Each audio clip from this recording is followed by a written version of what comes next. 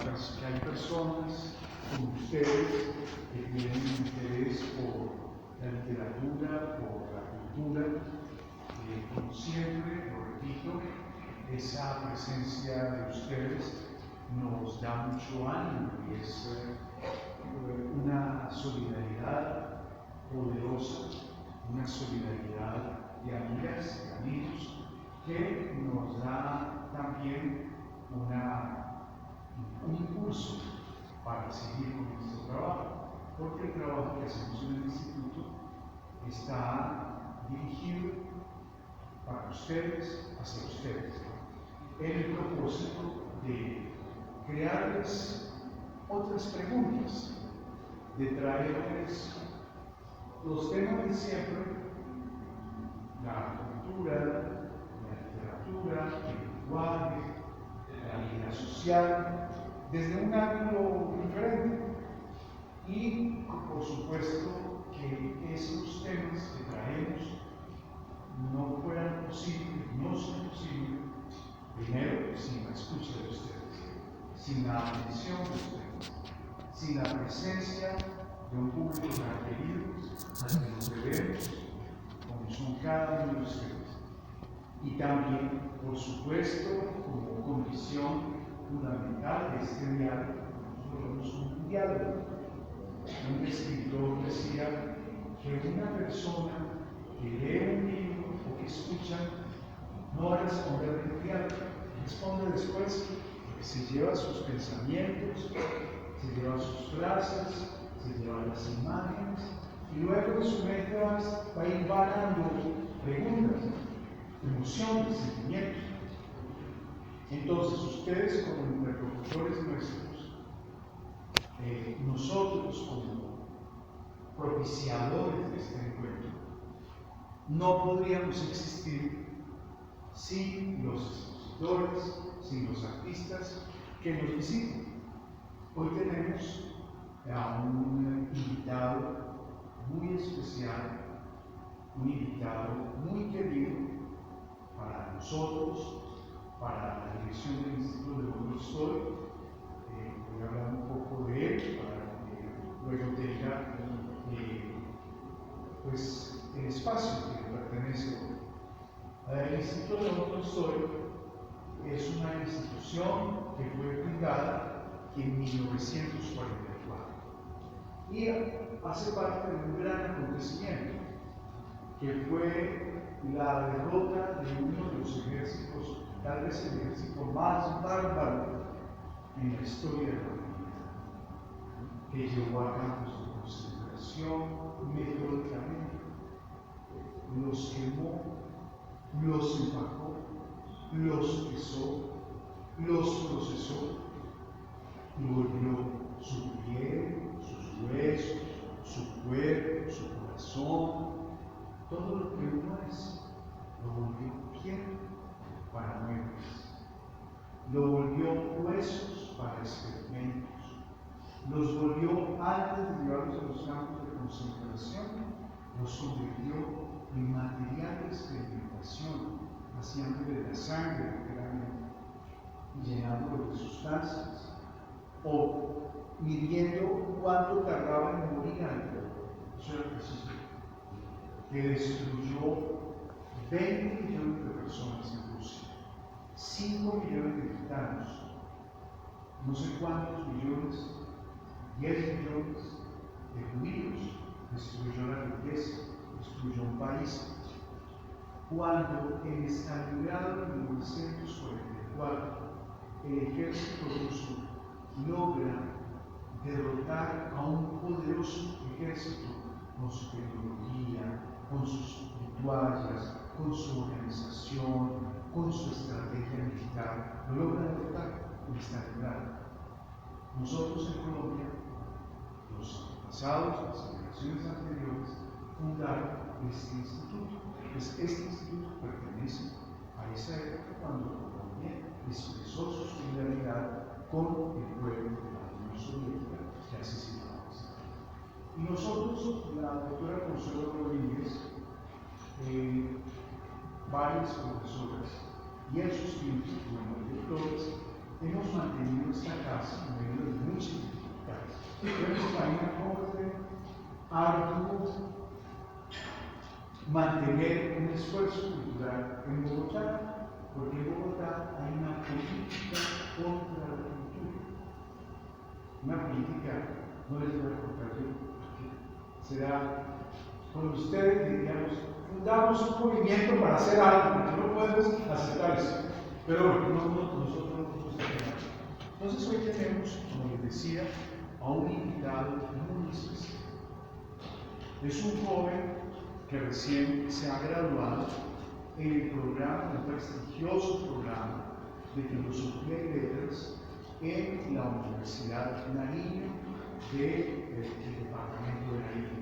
Un departamento muy conocido, muy querido de todos los colombianos, porque ha dado personas que han aportado a las letras, han aportado a las artes, han tenido una personalidad muy particular que enriquece a Colombia y que es los personajes, la profesión de Nariño. Nariño en el sur de Colombia, y tenemos ese privilegio de que hoy nos acompañe con una investigación a la cual él le entregó muchos meses de trabajo, una investigación en la Facultad de Filosofía y Letras de la Universidad de Nariño, que da origen a su tesis con la cual se graduó, de la cual él nos va a contar hoy Dostoyevski como maestro del espíritu. Va a hablarnos de ese tema, un tema que además tiene una continuidad en una investigación que es la relación entre las ideas de un filósofo alemán, Nietzsche, y Dostoyevski.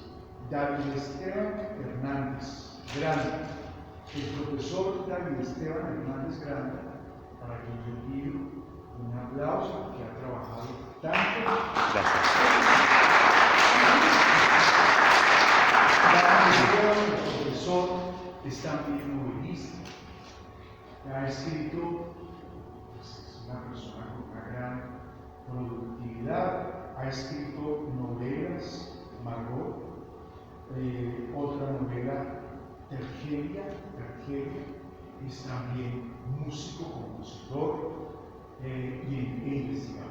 Entonces hoy nos va a hablar de Dostoyevski como maestro del espíritu.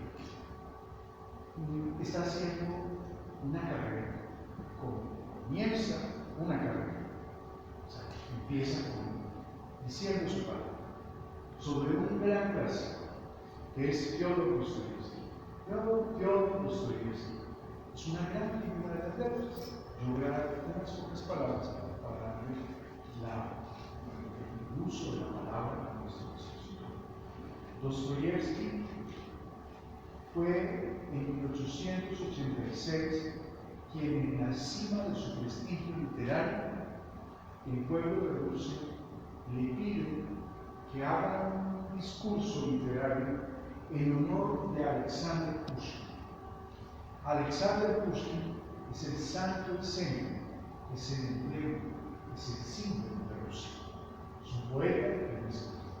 Y Dostoyevski es el elegido por el amor del pueblo de Rusia para que lean sus palabras sobre Dostoyevski en una plaza muy importante, una plaza tan grande como la plaza de Bolívar, con una escultura.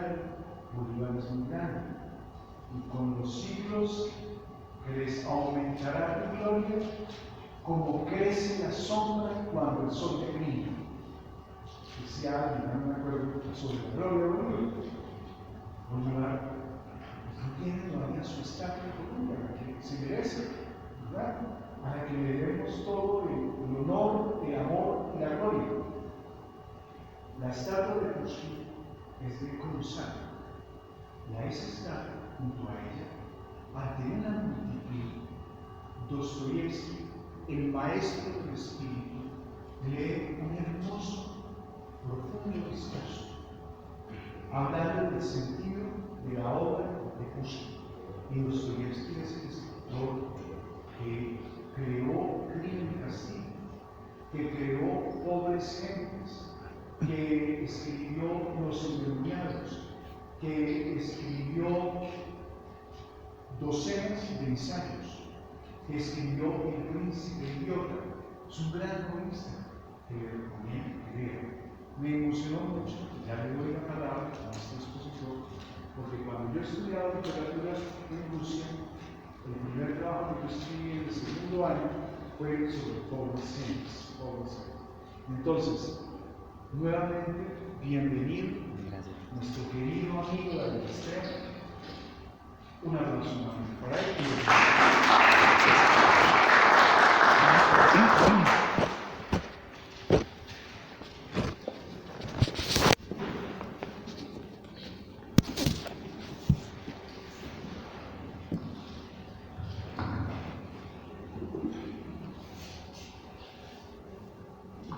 Bueno, primero que todo, buenas noches. Quiero agradecer sobremanera la invitación que me ha hecho el Instituto Cultural León Tolstoy, la Casa Cultural de Rusia en Colombia, para compartir este momento con ustedes. Agradecerle a Consuelito y al maestro Rubén Darío, aparte de la invitación, por las palabras y bueno, por la introducción que me ha hecho para poder hablar con ustedes referente a este trabajo que nace no como una necesidad de graduarme. Yo nunca lo vi desde ese aspecto de tener que presentar una tesis para poder recibir el título de licenciado en Filosofía y Letras, sino por el impulso y la pasión que tiene la literatura para mí, sobre todo las letras de este gran escritor como es Fyodor Dostoyevsky.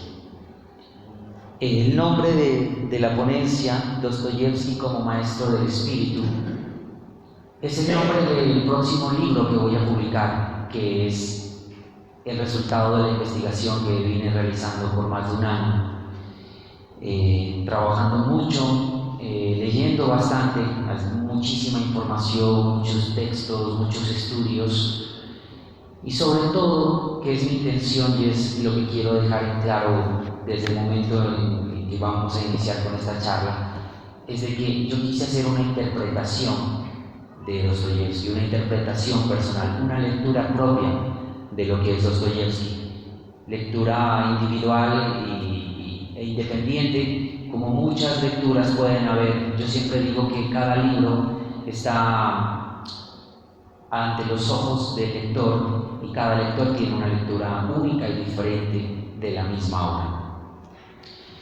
Quiero iniciar con una cita de Fyodor Mikhailovich Dostoyevsky que dice: a los hombres hay que conocerlos antes que juzgarlos.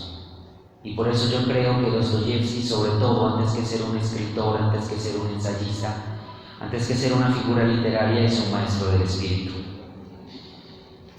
Leeré algunos capítulos de lo que corresponde a mi investigación e iré haciendo comentarios. Van a haber muchas cosas, muchos datos que los tendré que pasar por alto, porque la información manejada para entender quién fue y quién es Dostoyevsky es una información colosal, es mucha información. Aparte de ello, porque mi investigación fue enfocada de la siguiente manera. Me dediqué a estudiar en primer lugar la historia de Rusia, tratando de ir desde la parte más antigua de los anales rusos hasta llegar a la época de la muerte, del asesinato del zar Alejandro II, que es el mismo año en el que muere Dostoyevsky. Ese es el límite de mi investigación en cuanto a la historia de Rusia. Otro capítulo, el segundo capítulo, está dedicado a la vida de Dostoyevsky como tal, sin mostrar los distintos elementos y los distintos actos de su vida que se ven reflejados en su trabajo literario y cómo el contexto sociocultural y la historia de su pueblo se ve reflejados también en ellos. El tercer momento va a estar dedicado en esa lectura que yo hago sobre Crimen y Castigo, puntualmente, de Dostoyevsky, una lectura individual, como les había dicho. El siguiente capítulo está trabajado en el análisis comparativo entre la filosofía de otro grande, del alemán Friedrich Nietzsche, su concepto de nihilismo, y cómo se ve reflejado en la obra Crimen y Castigo, pero sobre todo con la intención de mostrar que Nietzsche leyó puntualmente Crimen y Castigo. El siguiente capítulo ya es una lectura propia, porque Crimen y Castigo no es una novela y desde mi lectura no fue la intención de Dostoyevsky crear un texto literario estético para complacer a los lectores y para entretener a los lectores. Hay un mensaje oculto detrás de esas páginas y esa es la intención, y yo creo que eso es lo que quiso Dostoyevsky y seguirá queriendo, de que cada uno de nosotros como lectores sigamos descifrando ese mensaje oculto que está entre sus palabras. En base a ello voy a iniciar con la lectura de algunos de esos capítulos. El texto que presento a continuación es el resultado de la pasión y la investigación. Sin la primera hubiera sido imposible llegar a la segunda. No solo por el impulso necesario para dedicar tiempo y análisis, sino por la vastedad de la información manejada. Será fácil para el lector comprender el porqué de la extensión de la obra que dedico a Dostoyevsky y a Rusia, en contraste con la que consagro a Nietzsche, cuando comprenda mi argumento de que hay que preguntarse más sobre la fuente de la que emana el agua que por el sediento. Ettore Logato, en la introducción de su hermosísima historia de la literatura rusa, hace una anotación que sirve de soporte para esta investigación. Afirman que existen dos tendencias muy marcadas cuando nos referimos a crítica literaria, sobre todo la rusa. La primera es la tendencia tradicional de estudiar los fenómenos literarios en relación con los problemas sociales. La segunda, totalmente contraria, es la tendencia a estudiar los fenómenos literarios independientemente de los problemas sociales. Esta investigación, quiero dejarlo en claro, se basará en la primera de ellas. No desconozco que algunos escritores no toman como punto de partida intencional algún problema social para su creación artística. Sin embargo, para este trabajo, como se verá en su desarrollo, Crimen y Castigo de Dostoyevsky sí es un fenómeno literario derivado de la problemática social. Ahora bien, hecha esta primera anotación, quiero recalcar la intencionalidad hermenéutica que he tenido desde el primer momento en que inicié con mi investigación. Es decir, que aquella pasión de la que he hablado me introdujo además en pasajes inhóspitos y desconocidos para mí, iniciando por la historia de Rusia, algunos términos extraños, pasando por la vida de mi escritor y desembocando finalmente en su obra. Ese recorrido, que lo veo como una pirámide invertida, ha tenido como función intencionada la de destilar una única gota a la que se le llamará nihilismo. Pero es aquí donde se presenta el problema que a su vez acontece a otros problemas. Uno de ellos, y quizá de los más fuertes, es la diferencia del idioma. Desconociendo por completo la lengua rusa, mis lecturas se limitaron a textos en español y algunos en italiano e inglés. Ese abismo idiomático me pone en desventaja ante la pretensión hermenéutica que tiene mi texto. Leer Crimen y Castigo en español es un crimen y un castigo para el lector. Toda traducción ha de ser una deformación de la obra. El salto sobre el abismo deja estelas que distorsionan el mensaje. No ha de ser posible expresar en otra lengua lo que se quiso decir en la original. Borges lo aclara en su Arte Poética cuando afirma que lo más importante en la obra es la transformación genuina de una emoción y que la imaginación del lector acepte esa emoción. Considerando a toda poética como un acto estético, la traducción no deja que la emoción genuina nos acaricie con sus verdaderas manos.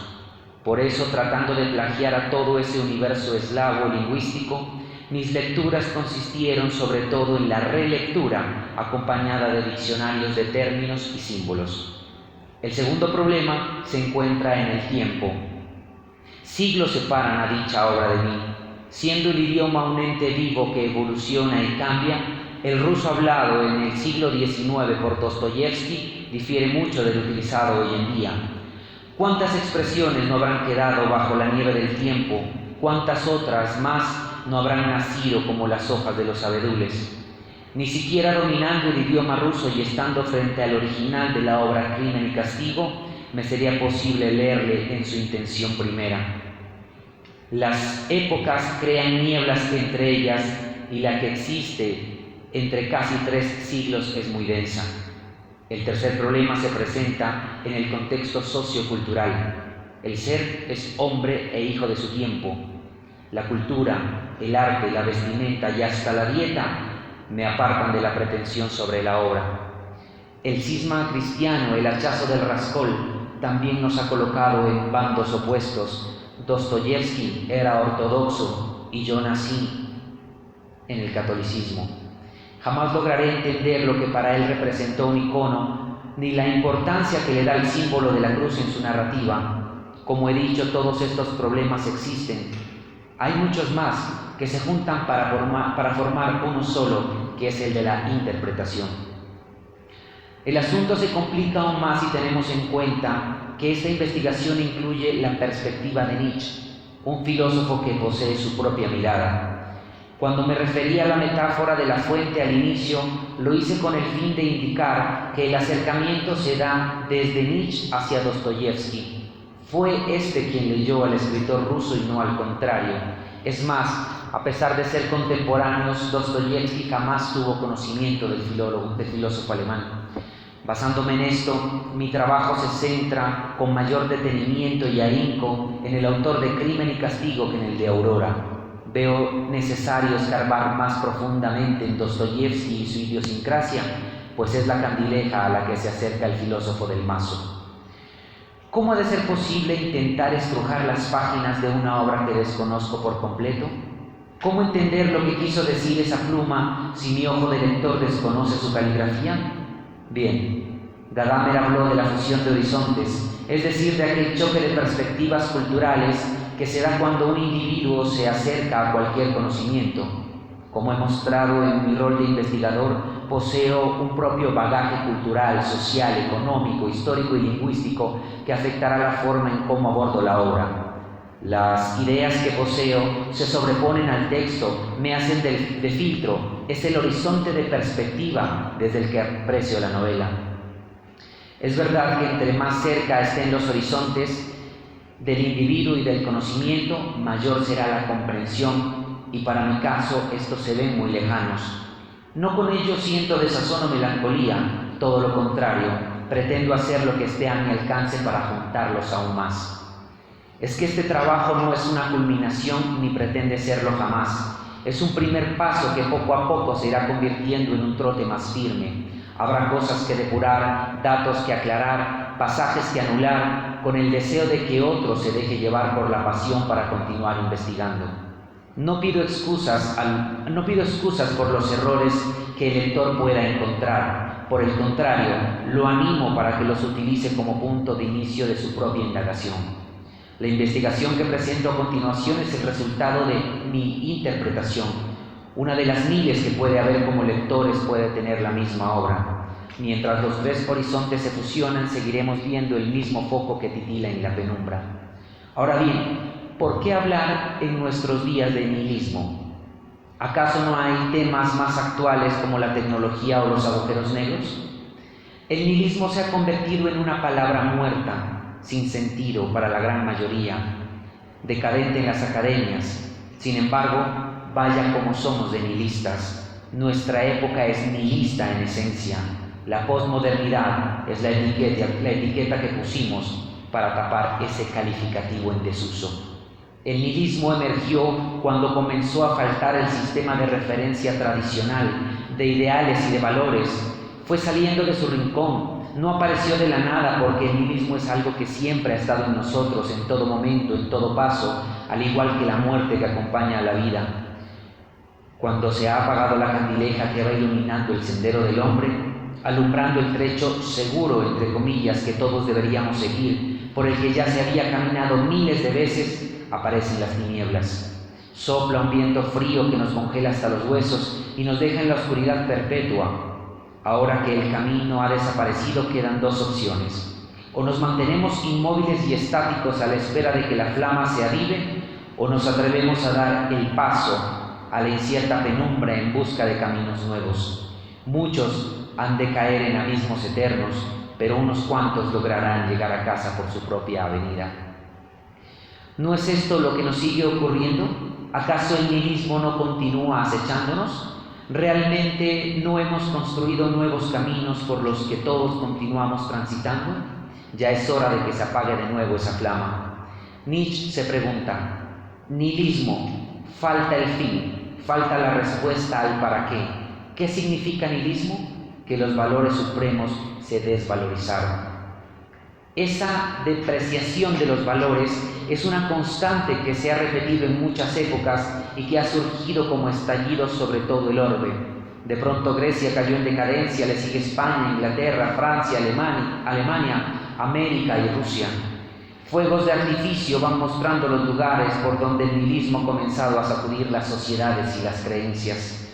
Por eso es importante hablar de nihilismo en nuestros días. Esta es la justificación primera para toda la investigación que he venido realizando, porque somos nihilistas. Ahora podría darse paso a la pregunta: ¿por qué hablar de nihilismo en Dostoyevsky y en Nietzsche? Antes de responder, aclararé la aparición del concepto en palabras de Franco Volpi, que en su trabajo El nihilismo afirma que como término el nihilismo yace su aparición a caballo entre el 700 y el 800 en las controversias que caracterizan el nacimiento del idealismo alemán. Es decir, que la expresión es utilizada por aquellas épocas, pese a que su actuar devenga desde siglos atrás. Dostoyevsky hizo del nihilismo el más grande personaje de su narrativa.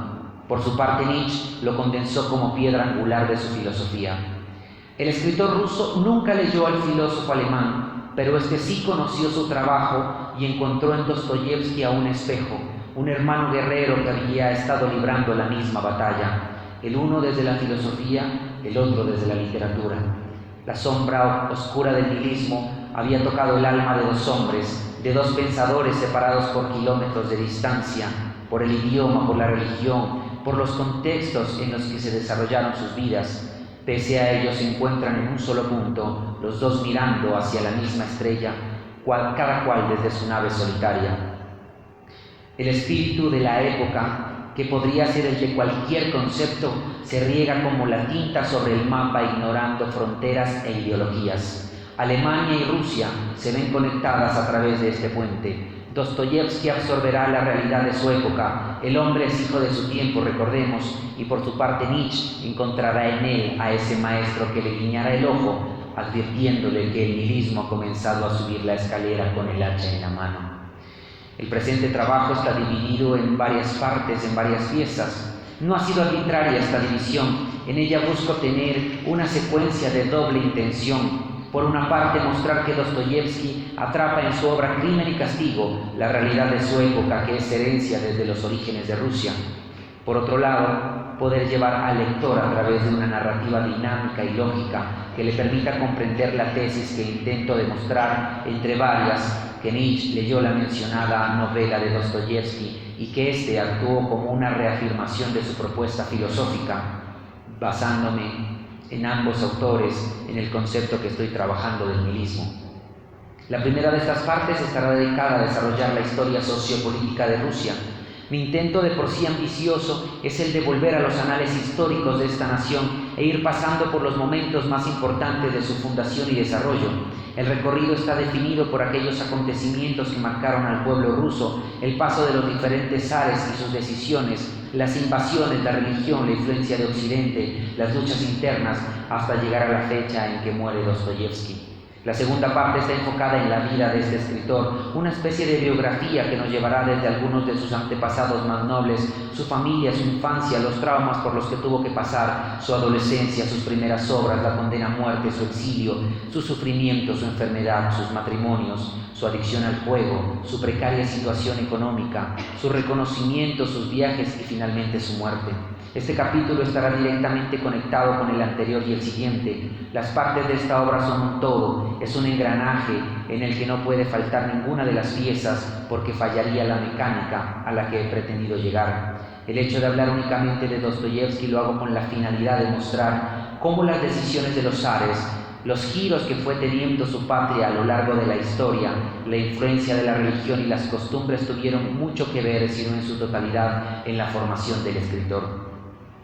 El tercer capítulo estará dedicado enteramente a realizar un análisis de su obra Crimen y Castigo. No será un resumen, sino más bien una búsqueda del nihilismo que en ella se encuentra camuflado. Nuevamente se podrá ver cómo el contexto histórico y ahora además su propia vida se ve reflejada en la obra. Hablaré del concepto de Zeitgeist para determinar que a causa de la occidentalización rusa comenzó a llegar el nihilismo al espíritu de los jóvenes de la época del Dostoyevski adulto. Cuando escribe la novela tiene 45 años. Su Raskolnikov se erigirá como el nihilista típico de su tiempo, aunque influido por la experiencia personal del autor terminará arrepintiéndose y entregándose a los brazos de Cristo. A esto lo denominaré como el nihilismo cristiano en oposición a la propuesta nietzscheana que llamaré nihilismo ateo. La cuarta parte se enfocará en comprobar a través del estudio de varias cartas y la comparación de fechas y publicaciones que Nietzsche leyó la obra Crimen y Castigo, siendo este un punto de importante relevancia dentro de la investigación, ya que a diferencia de otros trabajos de este tipo sostengo la tesis de que el filólogo alemán leyó y conoció puntualmente dicha obra. Luego de esto podremos comparar a través de definiciones y fechas las similitudes entre el concepto del alemán y del escritor ruso. De paso, en este capítulo reafirmaremos el concepto de espíritu del tiempo al mostrar que la idea de nihilismo viaja desde Europa a Rusia en el sentido Oriente-Occidente y que mientras Nietzsche lo está trabajando por su lado, lo mismo está haciendo Dostoyevski. Expondré entonces que ese viaje del concepto, ese viento que sopla desde Occidente y cubre la estepa rusa, gira en manos de Dostoyevski, que lo redirecciona para que llegue de nuevo a Europa, representada por Nietzsche, que encuentra el reflejo de su espíritu en aquel novelista sufrido ante el que se arrodilla para contemplarse como lo hiciera Narciso ante el lago. El capítulo final está enteramente destinado a exponer una nueva y propia lectura de Crimen y Castigo. Es que el trabajo de un escritor tan monumental como Dostoyevski no puede quedarse en la estética de la narrativa. Por el contrario, su intención ha sido la de criticar su época y los problemas que se evidenciaban en la sociedad de su momento. Es por ello que encuentro más que válida esta novela como espejo de nuestra realidad. En ella se ve detallados diferentes hechos que son fácilmente identificables en nuestros días. Sus páginas contienen, además de excelencia en la narrativa, la propuesta para responder al malestar de nuestra época, la pérdida de valores y la reivindicación con la figura paterna como símbolo de autoridad y moral. Utilizando las propuestas de Freud y Lacan, hago una lectura psicoanalítica de la obra para, de esta forma, extraer la esencia y el mensaje valioso que contiene entre sus páginas. De esta manera concluiré el trabajo sosteniendo la tesis principal, una de las más importantes, de que Nietzsche haya leído Crimen y Castigo de Dostoyevski y que éste actuó como reafirmación de su propuesta filosófica, utilizando por ambos autores el concepto del nihilismo.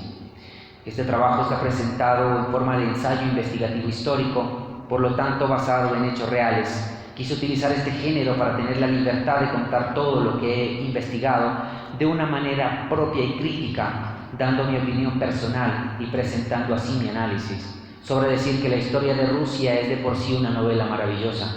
Esta investigación tiene la intención de exaltar a esos dos pensadores y a una gran nación. Ahora bien, luego de haberles comentado a grandes rasgos cuál es el contenido y la intención de este libro, de esta investigación que he trabajado, quiero retomar algo que me parece muy importante y es la forma en la que aparece el Imperio ruso, ¿sí? La ubicación geográfica de Rusia, sus condiciones geoclimáticas, permitieron que en esta zona del mundo se creen unos asentamientos de algunos pueblos determinados. Entre ellos podríamos hablar del asentamiento de Kiev y de Novgorod dentro de Rusia. Los conocidos eslavos, que vendrían a ser los autóctonos euroasiáticos de la época, empiezan a crear como un acuerdo, podríamos decir, con otro pueblo muy conocido que es el de los varegos, los descendientes de los vikingos, que posteriormente se los va a conocer como los rus. Estos eslavos, habitantes de esta zona del oriente europeo, pretenden realizar esa alianza, pidiendo al pueblo varego de que lleve sus conocimientos de organización sociopolítica para que su pueblo empiece a organizarse en lo que serán los asentamientos. Hay que aclarar que hacia el siglo VII a.C. ya habían llegado los griegos a las costas rusas a través del Mar Negro y han fundado ciudades, pueblos como el de Tiras y el de Teodosia. Ese encuentro, ese acuerdo de eslavos y varegos se da hacia el siglo IX. En ese encuentro no solamente se encuentran dos culturas, chocan idiomas, chocan creencias, es un encuentro que a mi parecer dentro de la investigación, y fue de lo que más me llamó la atención, se dio como una alianza estratégica. No hubo, como en otras ocasiones, como en otros momentos de la historia, en los que se ha dado por invasión, por guerras, por luchas, por pretensión de poder y de tener otros lugares. Este fue un acuerdo estratégico. Estos eslavos, como les he dicho, estos autóctonos de la zona euroasiática, se los conoce como eslavos por la raíz de la que deriva su nombre, Sla, que significa agua, ¿sí? Eran conocedores, dominaban los ríos, las costas, tenían esa cualidad. Cuando llegan los Rus, que vienen a ser los varegos que les estoy diciendo, crean el primer estado, que va a ser el llamado el estado de la Rus de Kiev. Hacia el 862 después de Cristo, con la familia Rusikovich empieza a crearse, a organizarse estas castas, estos lugares, estos asentamientos importantes. Uno de los primeros príncipes que podríamos nombrar dentro de esta historia es Oleg de Novgorod, ¿sí? Y él tiene una primera pretensión, y es la de conquistar lo que sería Constantinopla. Constantinopla como la capital del Imperio Bizantino ubicada al sur de Rusia. La intención de expandirse hacia estas zonas lo lleva a él a iniciar lo que será la guerra ruso-bizantina del 911. Cuando la gente del Imperio Bizantino se entera de que Oleg de Novgorod intenta apoderarse de sus tierras, ellos fraguan una jugada para intentar envenenarlo. Cuando le entregan la copa que contiene el veneno al príncipe Oleg de Novgorod, él la cambia por la del otro y evita su muerte. Es así como empiezan a verlo a él ya no solo como un príncipe, sino como un profeta. Y es aquí donde aparece un personaje, un grande, el sol de Rusia lo llaman, lo nombraba el maestro Flores, Pushkin, quien lo empieza a exaltar dentro de sus poesías en un poema que se llama una balada, el cantar del profético Oleg, a causa de esto, de que logra vencer a esa primera intención de matarlo. Luego de esto, obviamente viene su decaimiento, su muerte natural, y toma su intención de atrapar esa zona que le llama mucho la atención, esa zona de Constantinopla, pero sus séquitos, sus seguidores, le dicen a él de que tenga mucho cuidado porque la muerte le va a llegar a él a través de su caballo, de su equino, de su caballo personal. Entonces, lo que hace Oleg de Novgorod para evitar una vez más la muerte es mandar a su caballo lejos de donde él está y dejarlo que muera en otro lugar. Efectivamente, el caballo muere y Oleg, pues con el dolor de haber perdido a su animal de preferencia, su equino, pide ir a visitar el lugar donde ha quedado el cuerpo del caballo. Al acercarse al lugar donde está el cadáver del caballo, pone el pie sobre la cabeza del equino, y de ahí sale una serpiente que se le envuelve la pierna, lo muerde y finalmente muere, cumpliéndose la profecía. Es así como en un fragmento del poema de Pushkin dice: puso el príncipe el pie en la quijada del caballo, diciendo: duerme, amigo solitario, tu viejo amo te ha sobrevivido. mientras del cráneo hueco salió una víbora silbando, como una negra cinta se enrolló entre sus piernas y de repente el príncipe dio un grito al sentir su punzada. Luego de esto, el poder pasa a manos de su hijo, Igor de Kiev, quien ya no intenta invadir Constantinopla, sino por el contrario, hace un acuerdo con el pueblo de Bizancio, con Constantinopla. Y es así como empiezan ese intercambio cultural. Pero uno de los hechos más importantes, y que quiero resaltar porque eso va a influenciar en la vida de Dostoyevsky y en su obra, y podría decir que en la mayor parte de la literatura rusa, es la cristianización de Kiev. Hay que tener en cuenta que los varegos por su parte y los eslavos por su parte tenían una propia cosmogonía, sus propios dioses, sus propias creencias, un politeísmo de los que ellos seguían. Cuando Igor de Kiev hace este acuerdo con Constantinopla, empieza a ingresar la cristianización de Kiev a través del monoteísmo cristiano, ¿sí? Recordemos que hay lo que se conocerá como el cisma, ¿sí? El cisma cristiano, que es la división que hay entre el imperio bizantino y el imperio romano. Este cisma, y quiero aclararlo, dentro de la literatura, sobre todo de Dostoyevsky, cisma se conocerá con la palabra en ruso como Raskol, ¿sí? Y su personaje de Crimen y Castigo se va a llamar Raskolnikov. Recordemos que en la novela Raskolnikov es quien lleva el hacha, ¿sí? Ese mismo golpe contundente que se va a dar en la novela, ese golpe que acaba, es el mismo cisma, el mismo Raskol que divide el imperio bizantino del imperio romano. El imperio bizantino se irá por su lado con lo que se conoce como la ortodoxia, la religión ortodoxa, y el imperio romano seguirá con el catolicismo. El imperio romano se nombra católico al entender católico como lo universal. Por su parte, el imperio bizantino toma la palabra ortodoxa compuesta de orto y doxa, que quiere decir como la opinión correcta, la interpretación correcta. ¿Cuáles son unos puntos importantes dentro de ese imperio bizantino, ¿sí? Dentro de la religión ortodoxa puntualmente? Primero, de que no hay como una creencia puntual sobre la Inmaculada Concepción de María, ¿sí? Y dos, de que no existe ese purgatorio. ¿A qué va a desembocar ello en la religión ortodoxa, sobre todo en Dostoyevsky?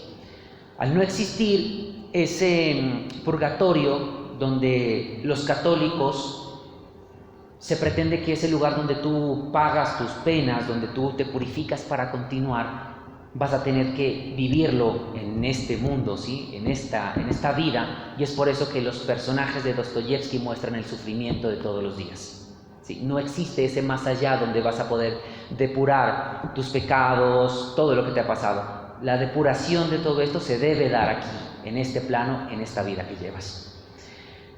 La religión ortodoxa también choca mucho con la religión católica en el sentido de que para la religión ortodoxa está mal visto el hecho de que se pretenda reunir filosofía, razón, con religión o fe, ¿sí? Para la religión ortodoxa, la fe es algo que no necesita de la razón, es algo que está muy aparte.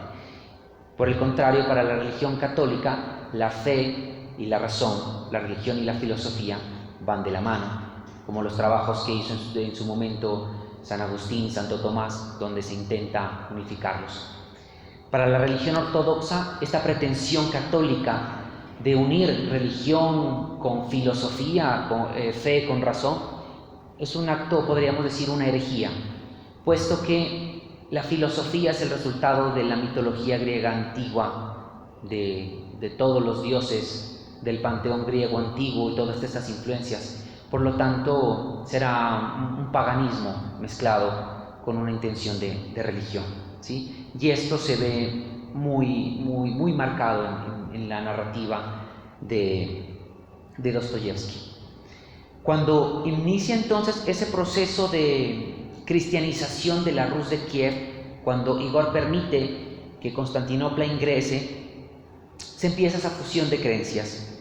y llegan dos evangelizadores que van a ser la llave mágica con la que Rusia va a poder explotar todo su potencial y que tiene ecos hasta ahora y lo seguirá teniendo, y son Cirilo y Metodio, ¿sí? Dos evangelizadores que llegan con esa intención de llevar ese mensaje de ese monoteísmo ortodoxo a la Rus de Kiev, pero ellos se encuentran con un inconveniente de que deben traducir los textos sagrados antiguos a la nueva lengua, a la lengua eslava, pero el problema es de que esa lengua que se está creando ahí, influenciada por varegos, eslavos y todos estos, y obviamente por el Imperio Bizantino, no posee un alfabeto, no hay forma de escribirlo. Entonces ellos crean y proponen ese alfabeto que se conocerá como el alfabeto cirílico, que es la base del actual alfabeto ruso, ¿sí? Entonces vemos también ese otro elemento muy importante que empieza a llegar a lo que será el Imperio Ruso, y que hay que tenerlo en cuenta mucho, porque yo digo que Rusia es un gran cóctel, ha sido una gran influencia con su propio espíritu lo que se ha consagrado, se dio en el momento preciso para que todo el espíritu ruso se pueda condensar, pueda recibir y crear lo que son ellos. Finalmente Constantinopla cae en manos de los turcos y el imperio como tal es destruido por ellos. Se destruye sus iglesias, sus templos, sus iconos, pero Bizancio aún vive en la religión rusa, en la arquitectura rusa, en la literatura rusa, como estamos viendo, ¿sí? Esa muerte aparente de Constantinopla lo veo yo más como una transmutación, ¿sí? Cambió de lugar y se siguió desarrollando en Rusia. Gracias a ese acuerdo, todo lo que tenía Constantinopla se absorbió y se pudo preservar y mantener en lo ruso. De lo contrario, hubiese sido posible de que hubiera desaparecido. Hay uno de los dioses del panteón ruso, que era el dios Parún, se lo podría comparar como el Zeus de la mitología griega. Es quien tiene el rayo, quien tiene el mazo en su mano. Ese rayo, ese mazo, irá evolucionando en el hacha, ¿sí? Esa hacha es un símbolo ruso tanto como lo es un icono. Quisiera invitarlos, si no lo han visto, para que lo busquen por internet y conozcan la iglesia de la Transfiguración, ¿sí? De 1714 en Karelia, en Rusia. Hace poco pasaron un especial la televisión alemana sobre esta iglesia. Es una catedral monumental hecha totalmente en madera de 1714, como les digo, y trabajada con el hacha, ¿sí? Hasta la actualidad se sigue utilizando el hacha en esta zona, en Karelia, en Rusia, para crear arte, ¿sí? El hacha va a ser un símbolo muy importante dentro de la cultura para el desarrollo ruso y obviamente dentro de la literatura, como iremos viendo. Luego de esto, para Rusia, seguirán habiendo ataques de otros pueblos, entrarán los tártaros, los bárbaros, seguirá habiendo una dinastía hasta llegar a un zar que me parece importantísimo para la intención de mi investigación, de mi trabajo, y es Iván III de Rusia, más conocido como Iván el Grande, ¿sí? Él mandó a hacer la construcción del Kremlin y también creó a Moscú, fundó la ciudad de Moscú como la tercera Roma, ¿sí? La primera Roma con su centro católico, como habíamos visto, la segunda, la que desaparece en Constantinopla, la tercera va a ser en Rusia, en Moscú. Es aquí donde inicia ese proceso de occidentalización, ¿sí? Se empieza a ver ya lo que se ha hecho en Europa, la arquitectura por lo menos. Europa tuvo un proceso de ir descubriendo arquitectónicamente lo que había. Sin embargo, cuando empieza el proceso de occidentalización, a Rusia llega una arquitectura terminada, madura, ¿sí? Es por eso que los palacios, los castillos rusos son de esa grandeza tan fuerte, de esos detalles tan marcados, porque ya reciben un arte que había venido madurándose en Europa. Entra un arte, una arquitectura, un arte también, una escultura ya terminada, ya madura, como les venía diciendo. Luego de este zar que les hablo, vendrá Iván IV o Iván el Terrible, como se lo conocerá. Es el primero en darse el título de zar hacia 1547, y es aquí donde inicia la dinastía de los romanos, porque él se casa con Anastasia Romanovna, ¿sí? Cuando Iván el Terrible muere, el hermano de Anastasia, Fyodor Romanov, entra en la intención de tomar el poder en lo que se conocerá como el periodo tumultuoso, ¿sí? De aquí es donde viene el tema de la dinastía de los romanos, que es muy conocida. En medio de estos zares que les estoy nombrando, hay muchos otros, ¿sí? Hubieron unos que duraron muy poco. La historia rusa de por sí, la historia de los zares, es una novela espectacular. O sea, los detalles que tiene, parece que fuese ficción, ¿sí? Las tramas, la intriga, la forma en cómo se confabulan, las intenciones de llegar al poder. Estoy marcando como los importantes zares que me sirven para sustentar la intención de mi trabajo. Les hablo entonces ahora de Pedro el Grande, ¿sí? Es quien inicia, retoma esa occidentalización, viaja por Europa para conocer más, hace el cambio del calendario ruso que iniciaba el 1 de septiembre por el calendario juliano que inicia el 1 de enero, da más libertad a las mujeres, les permite que empiecen a ingresar a los círculos sociales, crea los primeros institutos de educación superior, permite la impresión de libros, y en 1703 funda la que se llamará la Ventana de Rusia al Mundo, la ciudad que lleva su nombre, San Petersburgo. Luego de él viene un personaje que para mí es maravilloso e importante por todo lo que tiene detrás de ella. De hecho, en mi libro, en mi trabajo, la titulo así porque tiene un capítulo para ella puntualmente. Catalina la Grande, la alemana rusa. Como les comentaba, Catalina la Grande, de verdadero nombre, Sofía Federica Augusta, es de descendencia, era princesa alemana, y se vuelve esposa de Pedro III. El problema con Pedro III de Rusia es de que él estaba más interesado, no tanto por lo ruso, sino por lo europeo. Él estaba más fascinado por la cuestión europea. Hacia 1744, Sofía Federica Augusta se bautiza bajo la Iglesia Ortodoxa y toma el nombre de Catalina Alexeyevna, ¿sí? Más conocida como Catalina la Grande. Esta gran mujer fue amiga personal de Voltaire y de Diderot. Apoyó el proceso de la Ilustración. Cuando Diderot vio que tuvo falencias en buscar apoyo para la publicación y para la investigación de su trabajo enciclopédico, Catalina la Grande lo apoyó y aparte de eso le brindó a su imperio para que vaya a vivir y haga la investigación desde ahí. Permite que lleguen más libros desde Europa, traduce periódicos de Europa. Rusia empieza a conocer qué hay en el resto de Europa. Recordemos que hasta este momento, todo lo que hemos venido hablando, Rusia aún continúa, estamos hablando de 1744 aproximadamente, y Rusia aún continúa sumida en el feudalismo, la servidumbre y los siervos como base de su sistema social.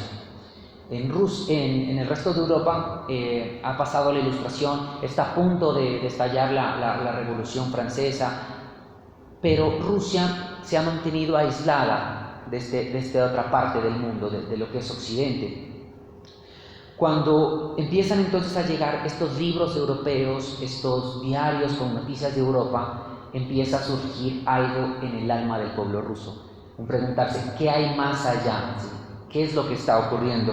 Aparte de eso, Catalina la Grande es la primera zarina en patrocinar a los estudiantes rusos para que se vayan a continuar sus estudios a las universidades de Alemania y Francia sobre todo. Se da la Revolución Francesa hacia 1789 y hace un acto espectacular cuando, conociendo ella que ya en Europa se había dado los primeros avances en lo que es la vacunación, permite que la vacunación llegue a Rusia. Y para dar ejemplo a su pueblo, es ella la primera mujer en que se hace vacunar para evitar las enfermedades. Y luego hace vacunar a todos los que están en Palacio para que continúe el pueblo con la vacunación. Es este el proceso de occidentalización que empieza a darse. Occidente empieza a abrir puertas y empieza a entrar a Rusia. Cuando los estudiantes rusos se van a las universidades de Francia y Alemania, obviamente van a volver con la mentalidad cambiada, ¿sí? Esto es muy importante para la pretensión de este trabajo, ¿sí? Catalina la Grande, como su nombre lo indica, tan grande, era conocida como la filósofa en el trono. Aparte de eso, escribió novelas, hizo teatro, hizo ensayos, se dedicó muchísimo a la parte literaria. Los que han tenido la oportunidad de conocer el Museo del Hermitage, la mayor parte de las obras que están ahí fueron adquisición de Catalina la Grande. Ella mandó a traer de Europa las grandes pinturas, las grandes esculturas.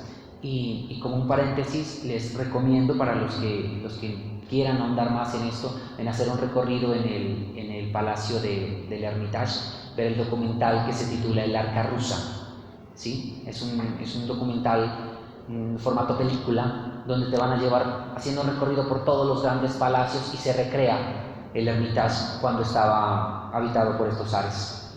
Voltaire la va a denominar y la va a llamar en adelante la estrella del norte a esta zarina, ¿sí? Luego de esto viene Nicolás I de Rusia. El problema es que cuando regresan estos estudiantes con esas nuevas ideas, ven que el sistema feudal, los siervos, la servidumbre es algo que debió acabarse hace mucho. Así que en el resto del mundo ya se han dado esas revoluciones, la Revolución Francesa, ya se ha dado esa libertad, y que sin embargo Rusia sigue manteniéndose ahí.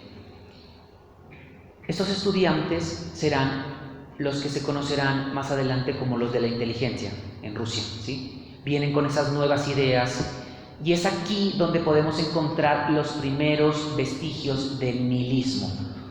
Esas nuevas generaciones son las que van a intentar romper con esa tradición de siglos de Rusia, de que existan zares, reyes y de que el pueblo esté bajo ellos.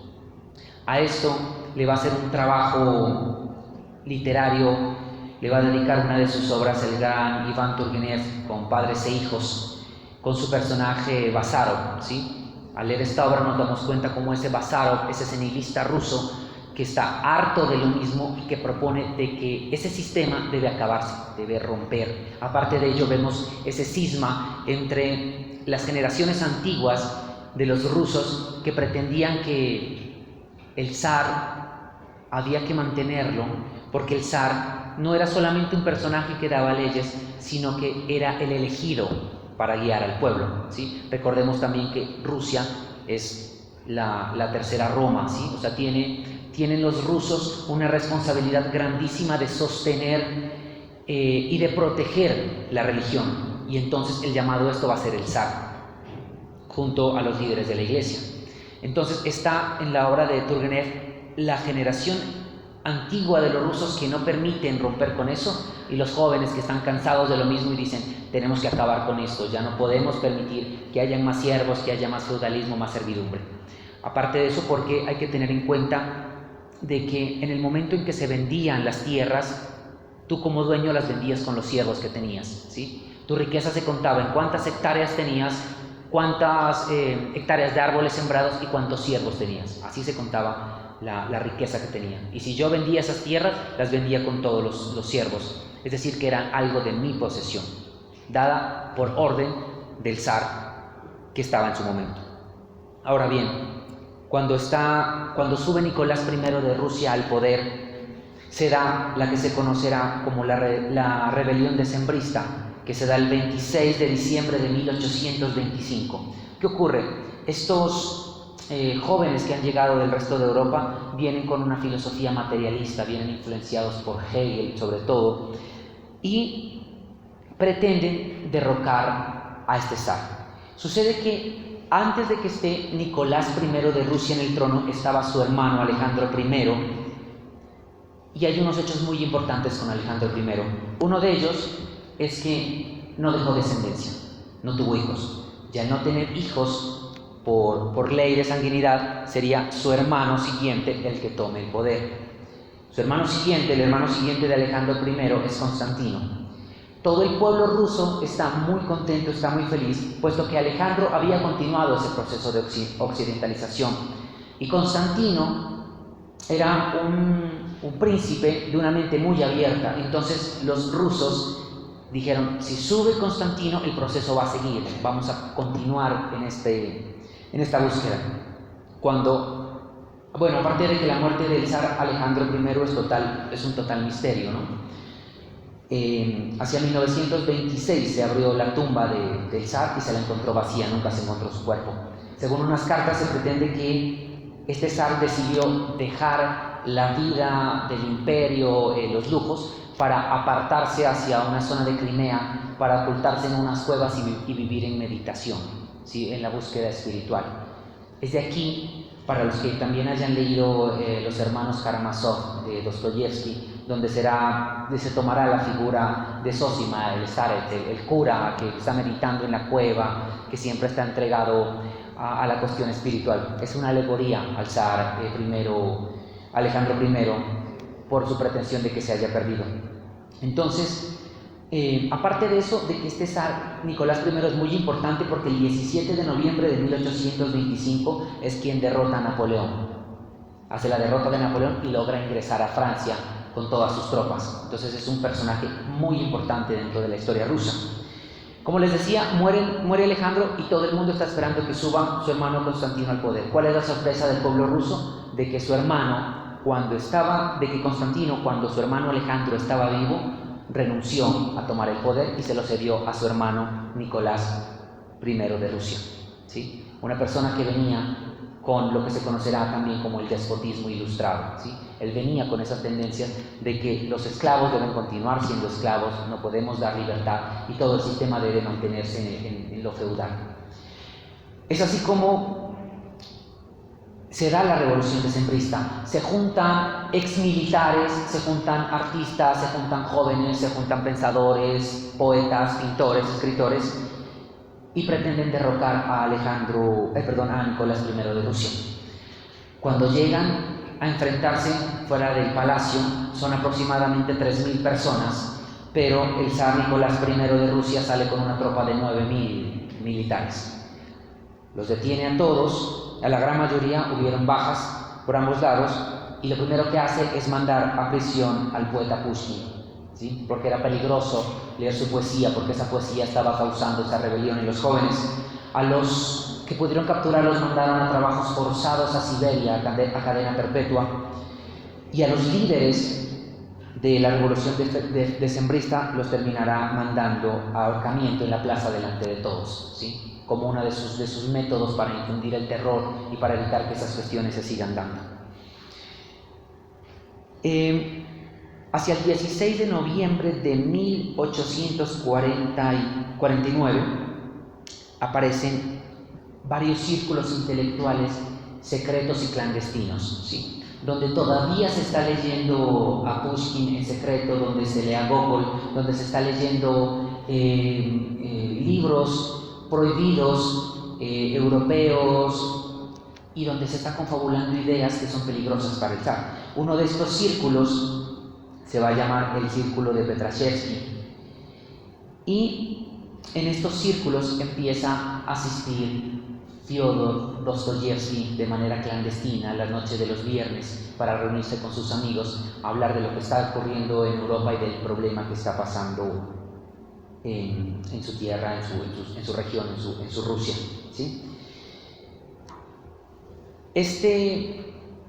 Luego de que Nicolás I de Rusia está en el poder, sube Alejandro II, su hijo, y muere en el año de 1881, el mismo año en el que muere Dostoyevsky. Muere el 3 de marzo de 1881.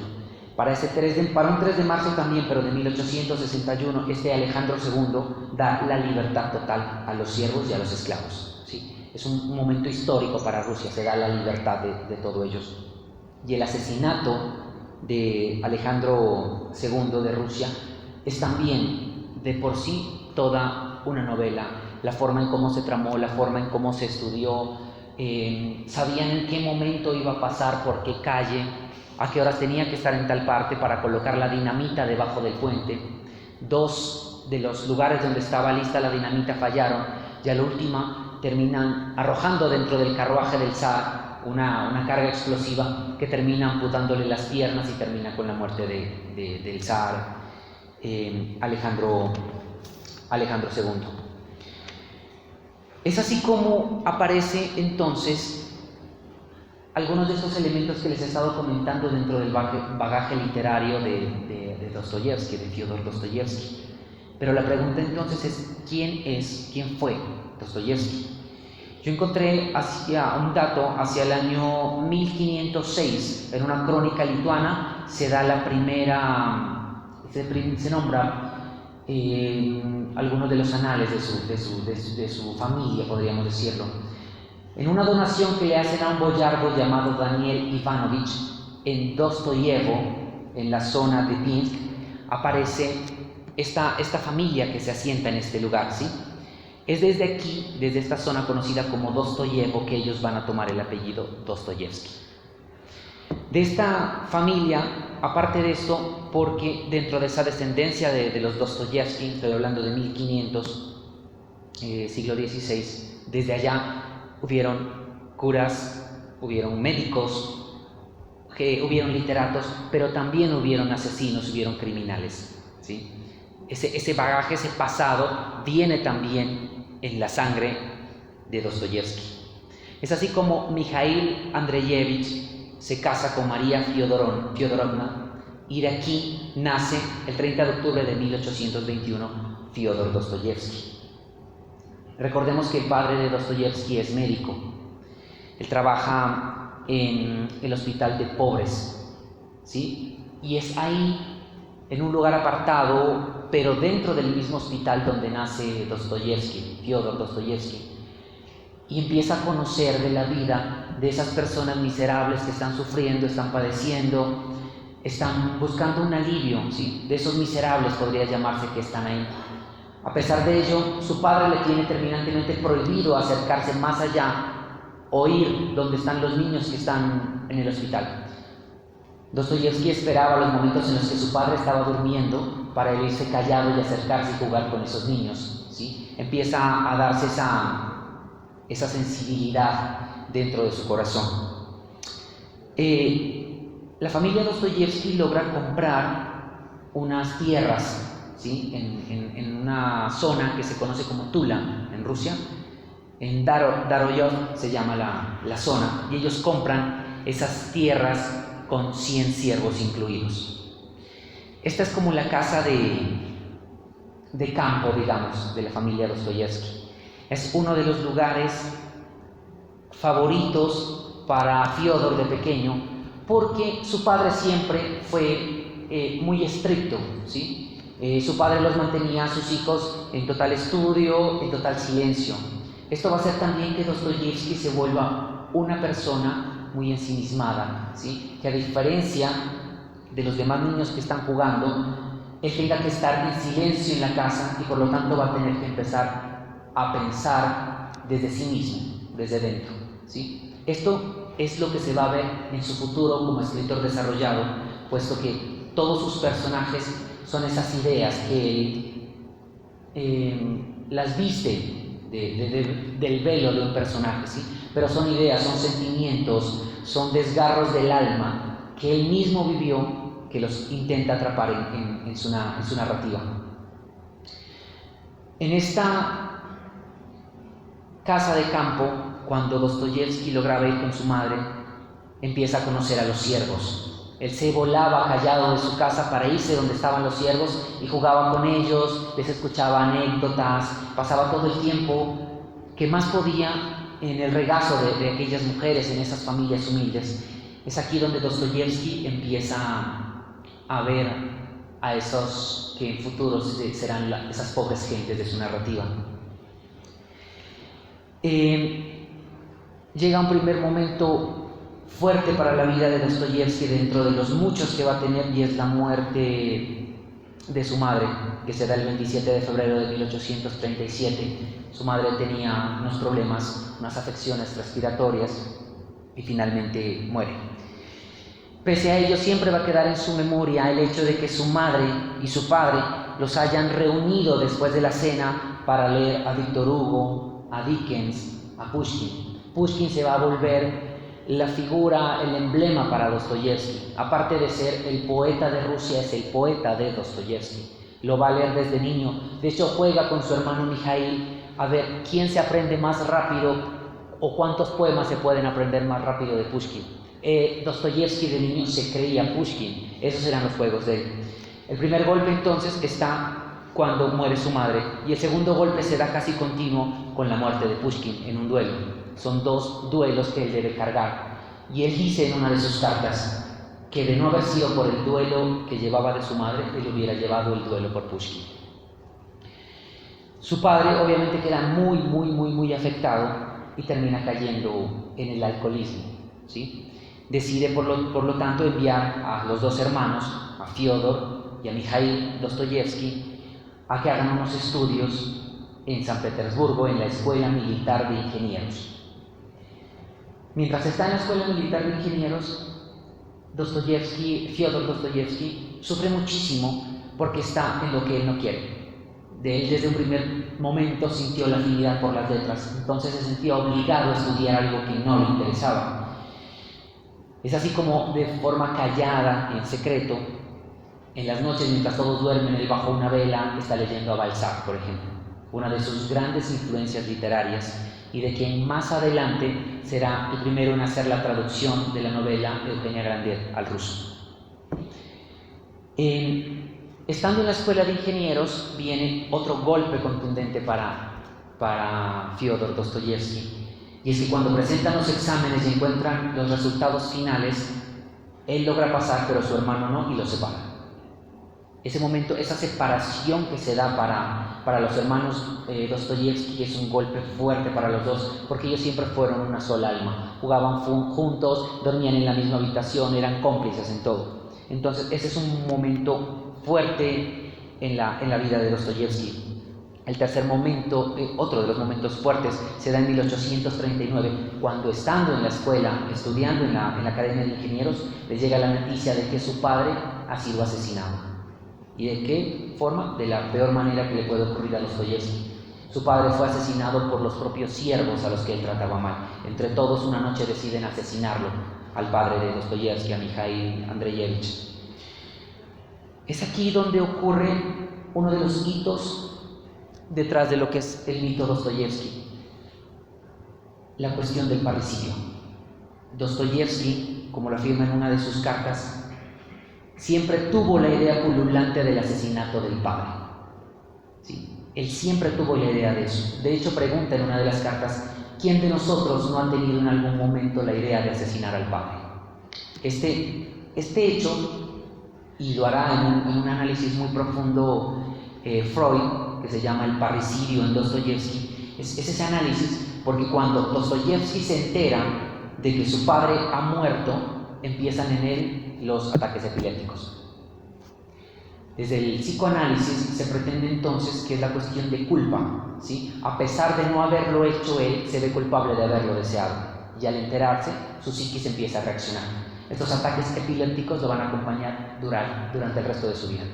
¿Sí? Ese es un momento muy fuerte que se va a ver marcado en él y en sus obras. Los hermanos Karamazov son un fiel reflejo del parricidio, de la muerte del padre, están marcados en esta lectura. Hacia el 17 de julio de 1843 llega Balzac a San Petersburgo. Entonces es un hecho histórico para este Dostoyevsky el encontrar a este grande escritor. Pero dentro de su alma ya estaba confabulándose la idea de escribir algo, ¿sí? O sea, de presentar un trabajo literario. Es así como en una de las cartas a su hermano le dice: estoy terminando una novela de las dimensiones de Eugenia Grandet. Cuando Dostoyevsky nombra a Eugenia Grandet de Balzac, podemos encontrar lo que se llamará la influencia de este escritor y de los muchos otros hacia su narrativa. Y es así como se pretende, a través de la propuesta de Harold Bloom de la ansiedad de influencia, como un escritor nuevo siempre va a tender a buscar un escritor grande del cual tomar elementos para empezar a crear su narrativa, ¿sí? No con la intención de copia, sino con la intención de ver el camino para después el poder desviarse y crear su propia producción. ¿Listo? Es así entonces como empieza a nacer su primera novela, que va a ser Pobres Gentes. Esta novela se le es entregada a Belinsky, ¿sí? Cuando él retorna a su ciudad natal, le entregan esta obra a Belinsky, que es la autoridad literaria, ¿sí? En esa época Belinsky era el quien decía: esta novela sí tiene validez y esta no sirve. Se la entregan a él y Dostoyevsky sufre toda la noche pensando en qué va a pasar, piensa que no lo van a publicar, que nunca podrá ser escritor. Sin embargo, a la madrugada de esa misma noche que la entrega, le golpean a la puerta y le dicen que por favor vaya urgente a la casa de Belinsky, que lo está necesitando. Cuando llega, lo encuentra a Belinsky totalmente emocionado y lo abraza y le dice que él ha escrito la nueva literatura rusa, ¿sí? Que se pasó toda la noche leyendo la obra y encontró pues unos nuevos elementos, algo que había que exaltar. Y es así como el 15 de enero de 1846 se publica la novela Pobres Gentes. Luego de esto va a venir la novela El Doble, ¿sí? Más esta novela, por el contrario, la anterior va a caer en la crítica, lo va a dejar en el ridículo a Dostoyevsky y lo empieza a bajar de ese primer escalón en el que se había encontrado como escritor. La gente empieza a rechazarlo, ya no lo ve como algo interesante. En este momento, y es aquí donde este capítulo se está conectando con el anterior, se da lo que hablamos de la revolución decembrista, ¿sí? De hecho, en la obra Guerra y Paz de León Tolstoy se da esa alegoría a ese revolucionario con el personaje de Pirré. Ahí se lo ve a ese revolucionario decembrista. Se empieza a dar también una lucha entre lo que se van a conocer los grupos de los eslavófilos y los occidentalistas. Los eslavófilos, que decían: nosotros no necesitamos del resto de Europa, porque nosotros, como raza, como pueblo ruso, tenemos todos los elementos para desde nosotros crear. Los occidentalistas, que decían: necesitamos que entre Occidente para que nos alimente de lo que ya hay. Dostoyevsky se encuentra en el intermedio de ellos. Él dice: es verdad que tenemos lo nuestro, hay que permitir que venga lo demás, pero analizarlo, no recibirlo tal como viene, sino que analizarlo y ver qué nos sirve de eso. No todo nos puede estar sirviendo. Es entonces así como ese zar, Nicolás I, hacia 1830, prohíbe los viajes hacia Europa porque se da cuenta de que son peligrosos para la continuidad de su imperio. Entonces, dentro de este círculo, el círculo intelectual, el de Petrashevsky que les comentaba, donde ellos se reúnen a hablar de libros prohibidos, de literatura, perdón, de todos estos trabajos, el 22 de abril de 1849 llegan los enviados del zar y capturan a ese círculo, golpean en la puerta de la habitación de Dostoyevsky y lo capturan. En ese momento son llevados hacia la fortaleza de San Pedro y San Pablo, y el 22 de diciembre de ese año de 1849 son condenados a fusilamiento, a muerte. Los colocan frente al pelotón, a todos los del círculo de Petrashevsky, y estaban a un solo momento de jalar el gatillo para darles muerte, y en ese momento llega la noticia de que el zar ha indultado a esos condenados por trabajos forzados en Siberia. Dostoyevsky dice que ese momento es tan importante también en su vida porque logra comprender lo que es la vida, ¿sí? Él va a decir: la vida es vida en cualquier momento y circunstancia, no importa en la circunstancia en que te estés, la vida tiene todo para darte. En ese momento en el que estás al borde del abismo, ya a punto de saltar para morir, aún así dice Dostoyevsky, yo siempre preferiría vivir, siempre voy a preferir la vida a la muerte. Son enviados entonces el 24 de diciembre de 1849 hacia Siberia. Pasan 15 días montados en trineos, aguantando el frío extremo de esta zona, hasta llegar a lo que será su condena como tal. Cuando condenaron en su momento a los decembristas de los que les hablé, también fueron enviados a Siberia, como les estaba comentando, y junto a ellos se fueron sus esposas. ¿Sí? No podían verlos, no podían estar con ellos, pero el amor de esas mujeres las llevó a que, a pesar de que ellos están en la distancia, en una cárcel lejos, ellas crean un pequeño poblado donde están viviendo todas y están orando por sus esposos. Cuando Dostoyevsky llega a Siberia, se encuentra con ellas, que se las va a conocer como las golondrinas dentro de la historia de Rusia, a estas mujeres, y ellas le hacen un regalo que para Dostoyevsky va a ser la salvación, y es lo que se ve en su trabajo, en toda su narrativa. Le entregan la Biblia, el único libro que él puede llevar a condena. Con esa Biblia logra, aparte de darse tranquilidad a su alma, logra enseñar a varios de los prisioneros a leer y a escribir. Dostoyevsky se va a encontrar con asesinos, con depravados, o sea, con las personas de la más baja limaña de la sociedad, están allá condenados, y Dostoyevsky se encuentra entre ellos. Cuando en una de sus cartas dice, lo maravilloso fue de que en medio de esas personas tan duras, yo encontré oro en sus corazones. Es aquí donde Dostoyevsky empieza a crear esa facultad de irse desde la parte psicológica. Por eso les había dicho la frase del comienzo: a los hombres hay que conocerlos antes que juzgarlos. Dostoyevsky empieza a entrar en el alma de las personas. Sus personajes siempre van a ser estados de ánimo, ideas, momentos, no son personajes como tal.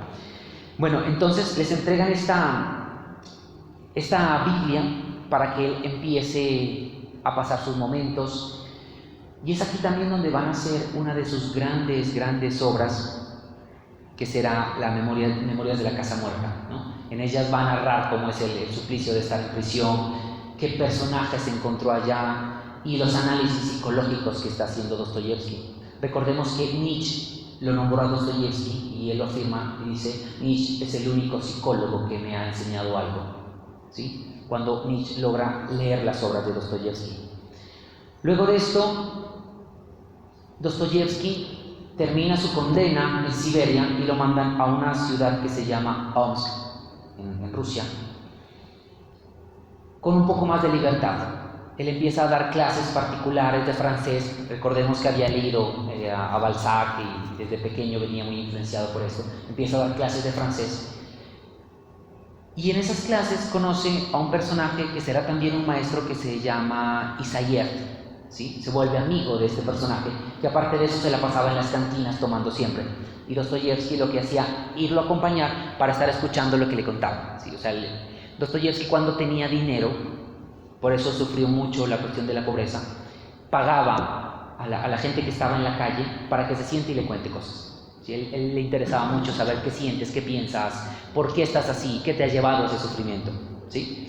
Conoce entonces a Isayev, a este maestro alcohólico, y el maestro lo invita a su casa, y ahí conoce a su esposa, a la esposa del maestro Isayev, que se llama María Dmitrievna, ¿sí?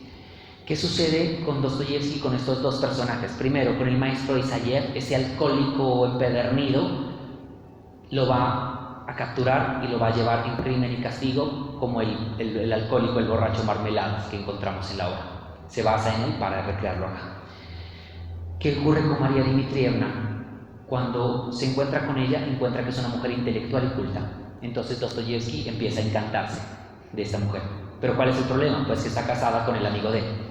Entonces, ese pequeño complique, ¿sí? Más sin embargo, Dostoyevsky empieza cada vez más a menudo a visitar a su amigo, y lleva cosas a la casa y toma el té con ellos, y habla de literatura con María Dmitrievna y comparten sobre ciencia.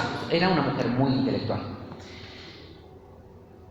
Alejandro II le da la amnistía a Dostoyevski. Le dice: listo, puedes retornar a tu ciudad natal. Mas, sin embargo, el 6 de febrero de 1857 se entera de que María Dmitrievna se va de Omsk con su esposo a otra ciudad. Entonces sufre.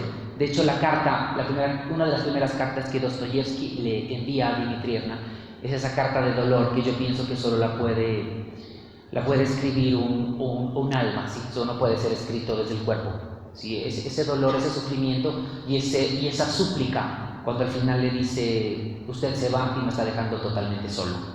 Sí, o sea, Dostoyevski lo está perdiendo todo, acaba de salir de la prisión, no tiene a nadie, está en una ciudad desconocida para él, y su única ilusión, la única persona en la que él tenía puestas sus ilusiones, se termina yendo. Aparte de que está casada, se va.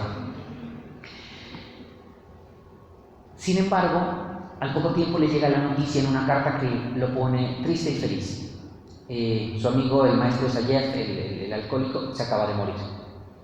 Entonces está triste por la muerte del amigo, pero feliz porque María Dmitrievna acaba de quedar pues viuda. Es así entonces como organiza todo para el 6 de febrero de 1857 se casa con María Dmitrievna en Kazán. ¿Cuál es el problema? De que Dostoyevski tenía muchísimas deudas, no había forma de sostenerse, y empieza su adicción al juego, ¿sí? Dostoyevski empieza a encontrar de hecho, en su novela, que también invito a que la lean, El jugador, se ve eso, ¿no? O sea, no es la adicción cualquiera al juego, sino es encontrar en el juego ese azar, ¿sí? Ese momento que te lleva y te baja, ¿sí? Y aparte de eso, pues la enfermedad de la que les había contado, él sigue con sus ataques epilépticos. El 2 de noviembre de 1859, finalmente, esa pareja, retornan a San Petersburgo y con su hermano Mijail logran fundar la revista El Tiempo. Vremya se llamará en ruso. Y aparece aquí, en esta revista, por capítulos, la que les he nombrado la novela Recuerdos de la Casa Muerta. Cuando se publica esta obra, Dostoyevski de nuevo es exaltado y entonces ya lo empiezan a llevar a los salones, a hablar ante el público, a comentar su travesía por Siberia, a hablar de su narrativa. Pero hay ese otro problema de que su esposa, María Dmitrievna, se enferma. Ella viene con una enfermedad pulmonar también. Recordemos que su madre había muerto de lo mismo, ¿sí? Se supone desde el psicoanálisis también de que cuando ocurren estos acontecimientos fuertes, por ejemplo en el caso del padre, de la madre, el afectante va a tratar siempre a buscar ese tipo de personas, las va a seguir reflejando. Es por eso que Dostoyevski va a buscar esas mujeres débiles, enfermas, ¿sí? Se queda en la psiquis de él esa necesidad de tener esa empatía a causa de la muerte de la madre.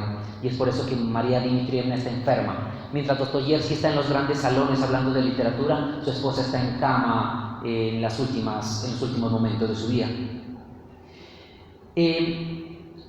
Pero estando en esos círculos, hablando de literatura, él se da cuenta de que hay una chica que no le quita la mirada de encima. Esta chica va a ser la muy conocida Polina Suslova, ¿sí? Una chica revolucionaria nihilista rusa de la época, ¿sí? Entonces va a ser un sacudón para Dostoyevski, o sea, va a encontrar ese otro voltaje para su vida. O sea, su mujer está allá muriéndose en agonía y encuentra acá a esta mujer que lo revive, que lo sacude y le propone que se escapen juntos y se vayan a París. Dostoyevski acepta irse con la Suslova, con Polina Suslova, y se van a París. Tienen una aventura, retorna, su mujer sigue enferma y Polina le vuelve a proponer que se vayan a otra zona de Alemania, Baden-Baden se conoce, son unos balnearios, y Dostoyevski le dice: vete tú primero, yo dejo organizando mis cosas con mi esposa y yo voy atrás. Se fue Polina Suslova a Alemania. Tras de esto sale Dostoyevsky, pero al momento en el que está pasando por el centro de Alemania, pues mira como la zona de juegos y entonces pretende jugarse unas 2-3 manos antes de irse a encontrarse con Polina. El problema es que esas 2-3 manos se le vuelven 3 días encerrado en los casinos de Alemania. Y obviamente cuando él regresa, cuando él llega y se va a encontrar con Polina, y en una de las cartas también está cuando Polina se la entrega la carta y en ella le dice: lo mejor es que no hubieras venido. ¿Por qué? Porque aquí ya no hay nada. Ella se ha enamorado de otro chico, de hecho un español, y se va con el español y lo deja sufriendo totalmente a Dostoyevsky, arruinado, sin plata, perdido todo en el juego, está metido en un hotel de mala muerte y sin saber qué hacer. Y su esposa muriéndose en Rusia. Le llega entonces la información de que por favor viaje urgente, que se retorne a Rusia, porque María Dimitrievna está en agonía. Como puede, regresa y el 15 de abril de 1864 muere su esposa Polina Suslova. Sin embargo, en ese momento, pese a todo, le empieza él a hablar de algo que ha estado escribiendo. Mientras está su esposa en agonía, él está leyendo lo que ha estado trabajando. Y se podrá decir que son los primeros esbozos de lo que será la novela Crimen y Castigo. ¿Sí? Ya tiene ese esbozo y ya empiezan los borradores. Cuando muere su esposa y exactamente al mes muere su hermano, Mikhail Dostoyevsky. O sea, la vida de Dostoyevsky siempre fueron golpes, golpes, golpes, golpes. La miseria, la adicción al juego, sus esposas enfermas y la muerte, y la enfermedad. ¿Sí? O sea, esos fueron los componentes que llevó en la vida. Muere su hermano Mikhail, le cierran la revista que tenía, se la censuran por cuestión de deudas, y ahora, aparte de sus deudas, tiene que cargar con las deudas de su hermano. Entonces se le complica todo muchísimo más. Cuando él logra hacer un acuerdo con una editorial, digámoslo así, allá en Rusia, y le dice: bueno, nosotros le vamos a avanzar tanto dinero, le vamos a adelantar tantos rublos a usted con una sola condición, de que nos debe entregar una novela totalmente terminada para el 1 de noviembre de ese año.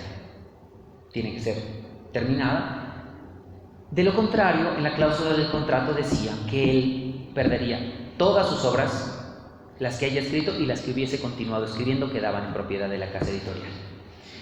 En el desespero, Dostoyevsky recibe el dinero, obviamente, dinero que obviamente se lo va a gastar en los juegos, y se olvida de que tiene que escribir una novela, de que tiene un contrato. Ese texto lo tiene que entregar el 1 de noviembre y sus amigos le hacen acuerdo de que ya está finalizando septiembre. O sea, le queda exactamente un mes para escribir una novela. Entonces, como lo ven desesperado, sus amigos le dicen: hagamos algo. ¿Por qué no contratas a una secretaria y tú le dictas, y entonces es más fácil que ella esté escribiendo, una taquígrafa de la época? Y aceptan, pues, contratarle una taquígrafa. Esta taquígrafa se va a llamar Ana Grigorievna y es una muchacha de 20 años, una secretaria. Se sienta y Dostoyevsky empieza a dictarle la novela,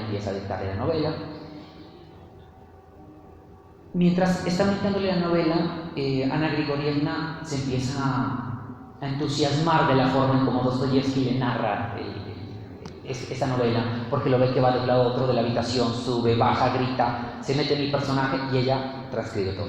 Es así como para la noche del 30 de octubre nace la novela El Jugador, le dan el punto final al jugador, basada obviamente en su experiencia en los juegos. Al otro día logran entregar la novela y salva, pues, su patrimonio literario, que digamos es lo único que él tenía. El problema es cuando la secretaria pues ya ha cumplido su trabajo y tiene que irse. Esta chica, como les había dicho, pues tenía 20 años y Fyodor Dostoyevsky ya era una persona adulta, aparte de su enferma y sin dinero. Entonces Dostoyevsky se queda pensando en que no la puede dejar ir porque se ha enamorado de la secretaria, de Ana Grigorievna.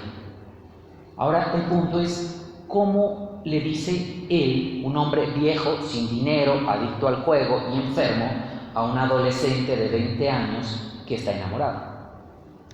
Yo leía la carta, me parece que es uno de los pasajes más espectaculares, esa carta, ese capítulo de la vida de Dostoyevsky, porque me parece que es, aparte de la forma en cómo lo dijo de todo un poeta, es una jugada de un jugador. O sea, ahí se mira lo maestro de Dostoyevsky, puesto que se sienta frente a la secretaria y le dice: espérate, antes de que te vayas, te quiero hacer una pregunta. Quiero que me des una opinión de una novela que quiero escribir. La chica se sienta y dice: cuéntame.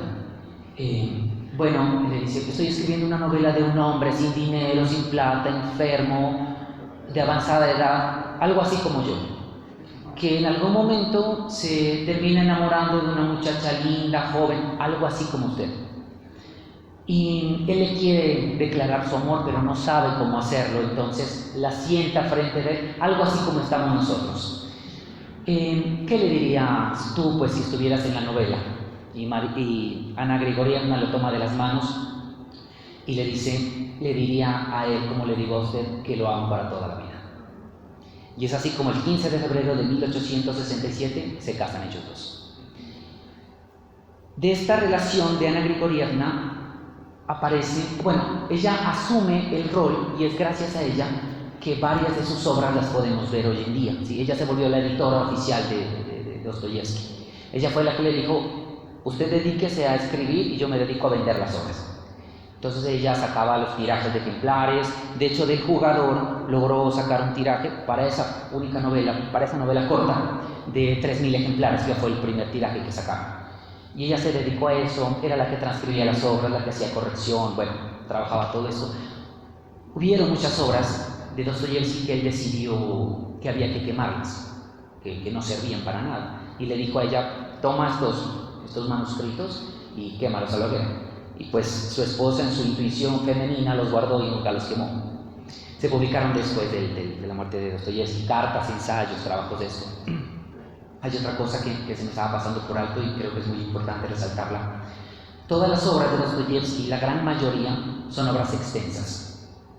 Yo he pensado, dentro del análisis que hago, que las obras de Dostoyevsky y de la mayoría de los escritores rusos, de Tolstoy también, son extensas porque el alma del ruso es grande como lo es Rusia. Ellos tienden a eso, a ver siempre en grande, a explayarse, ¿sí? Ellos no ven el límite. Sin embargo, Dostoyevsky, como desde niño se centró en lo suyo, su narrativa, sus novelas, cuando ustedes lean Crimen y Castigo, si no lo han leído, se van a dar cuenta que no está enfocado tanto en los paisajes de la ciudad, sino que se va a detallar la habitación de Raskolnikov, el color de las paredes, ¿sí? Dónde estaba colocada la banca, de qué forma escondió el hacha. O sea, era muy minucioso para esos elementos. Y es así entonces como luego de esto va a venir el idiota, el eterno marido, los poseídos, los adolescentes, y hacia 1878 va a publicar la que es la obra, diría yo, no cumbre, sino la obra más ambiciosa que tenía Dostoyevsky, que es Los hermanos Karamazov. Se pretendía que esta novela iba a estar enfocada en la vida de cada uno de los hermanos. Lamentablemente, pues escribió solo la primera parte, podríamos decir que es la novela que nosotros conocemos. ¿Por qué no digo que Los hermanos Karamazov sea la obra cumbre? Porque me baso en una de las cartas de Dostoyevsky cuando le envía a su hermano, cuando le comenta que está escribiendo Crimen y Castigo, y le dice: en esta novela es donde estoy yo colocando mi espíritu y mi sangre, ¿sí? Por lo tanto, para mi interpretación y mi lectura, la obra cumbre de Dostoyevsky va a ser Crimen y Castigo, ¿sí? La obra más ambiciosa, Los hermanos Karamazov. El 26 de mayo de 1880 se da lo que nos comentaba el maestro Flores, la invitación para que dé el discurso al monumento de Pushkin, del poeta que se acaba de presentar. Para esa época Dostoyevsky ya está muy enfermo. Él tiene, aparte de los problemas epilépticos, un efisema pulmonar que le está afectando mucho la respiración. Entonces, en ese momento cuando va a esa plaza y todo el mundo lo ovaciona, la gente llora, las chicas se le tiran a abrazarlo, o sea, se vuelve el ícono ¿sí? Digamos que por fin llega el reconocimiento a Dostoyevsky en ese momento. Regresa y el 9 de febrero de 1881 a las 8:34 de la noche muere Dostoyevsky en su casa acompañado de su esposa. Al mes siguiente, es decir, a marzo de 1881, asesinan al zar Alejandro II en el atentado donde terminan amputando las piernas del zar. Este recorrido que he querido hacerles, más que nada como comentarles, es para mostrarles eso, ¿no? De que puntualmente Crimen y Castigo es hija de la vida de Dostoyevsky, y Dostoyevsky fue un personaje que se influenció de su época, de su tiempo, ¿sí? O sea, Crimen y Castigo es el retrato de lo que ocurrió en su época, de lo que sintió Dostoyevsky, de lo que vivió Dostoyevsky. Y bueno, para culminar, leeré una parte del capítulo final de mi novela. Les quiero comentar que para el mes de noviembre ya sale publicada, ya sale lanzada. Espero que podamos hacer el lanzamiento acá con el maestro Flores de la novela acá en el instituto, y pues también que nos puedan acompañar para que la conozcan más. Es un trabajo extenso, aproximadamente estaríamos hablando de unas 600 páginas de la investigación, porque es muchísimo lo que hay que contar, y hay fechas y acontecimientos y muchas otras cosas. Es así entonces como el último capítulo de mi trabajo se titula Crimen y Castigo y la propuesta dostoyevskiana hacia el malestar en la posmodernidad. Luego del recorrido realizado puedo asegurar que Dostoyevsky era un visionario. Dostoyevsky encarna para el futuro con extraordinaria fuerza muchos de los trágicos rasgos de su vida, de Rusia y de Europa occidental, no solo de su época sino también de las décadas siguientes. Apunta de manera acertada a Augusto Vidal en la introducción de los hermanos Karamazov. Su poética no estaba enfocada únicamente hacia una función estética. El verdadero trasfondo de su narrativa estaba encaminado hacia una propuesta estética, un renacer desde lo espiritual para pretender desde ello nuevas formas de relaciones humanas en la sociedad. Es también por ende que Crimen y Castigo es un ofrecimiento político.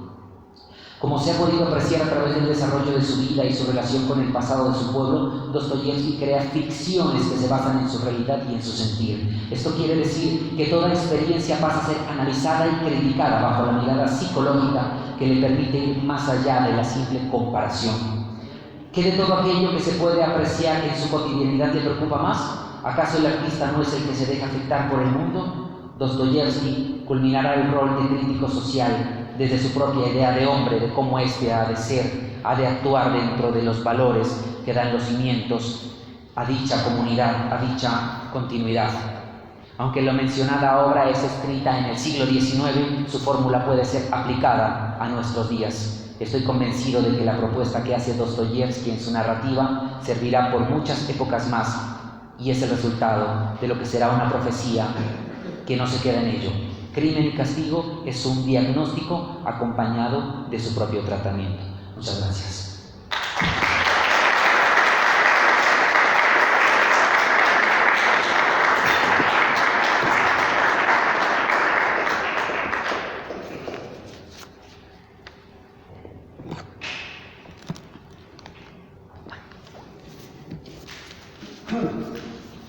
Bueno, creo que todos hemos hecho un viaje al pasado, a una historia, a una geografía y al espíritu de Dostoyevsky, es decir, a su letra, a su lenguaje y a lo que el profesor David Esteban planteó. Los personajes, más que personajes, son ideas, son sentimientos.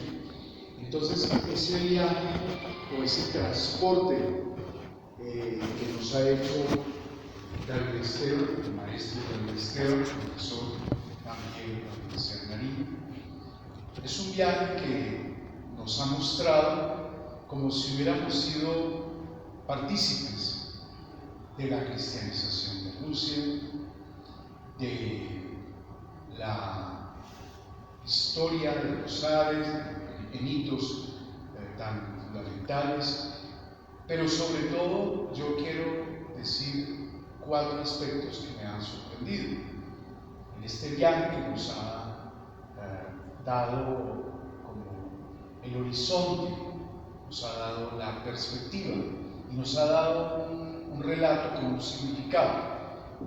Dostoyevsky, su mundo y Rusia.